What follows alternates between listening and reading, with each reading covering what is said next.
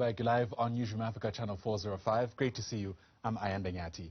So government has announced that at least 23 initiates have died at schools in the Eastern Cape this initiation season alone. That figure is up from last year's 14 fatalities in the province. In a recent statement, Traditional Affairs Minister Dr. Nkosazana Dlamini-Zuma has extended her condolences to the families of the young men who've lost their lives, adding that the deaths emanate from both legal and illegal initiation schools. The Commission for the Promotion of the Rights of Cultural, Religious and Linguistics Communities is calling for an urgent meeting with the Eastern Cape leadership, and that's to discuss this long-standing issue.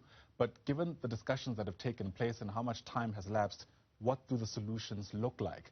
Let's speak to the Secretary General of the Congress of Traditional Leaders of South Africa, that's Zolani Mkiva, who joins us now from Edukwa in the Eastern Cape. And sir, it's great to have you on the program. Thanks very much indeed for always making time.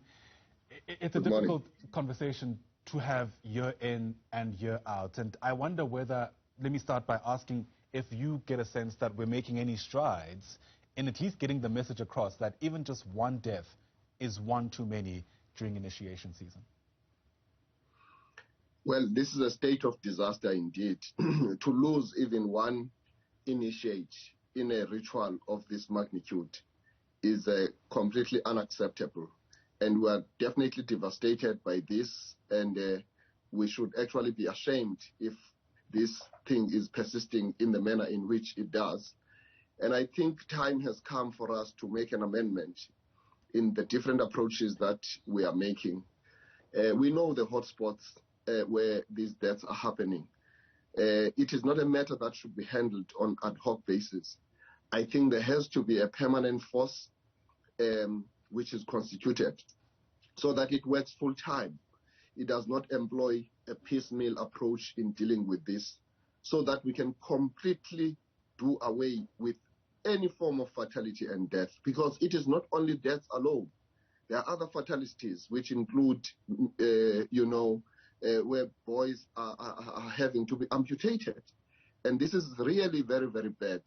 A ritual of this magnitude, which is a national ritual, ought to bring us all together, and we must avail resources so that we empower the institution of traditional leadership and capacitate it so that it is able to deal with all of these things, and it can preempt them and employ troubleshooting mechanism. So what I'm saying is that what we need to do now is to basically go to the hotspot areas and say, going forward, we will have to centralize the points of the initiation schools.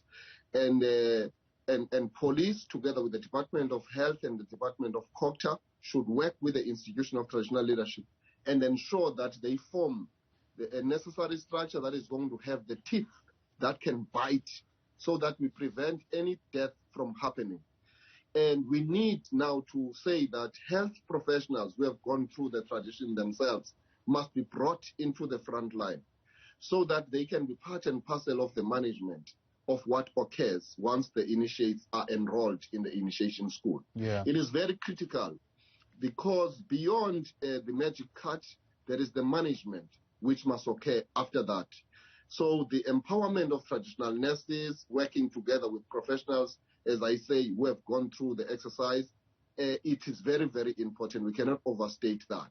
Yeah. I mean, given your experience, if the hotspots are known, why is it taking so long for us to get to the bottom of this issue? Is it just a matter of consequent management, I beg your pardon, falling through the cracks?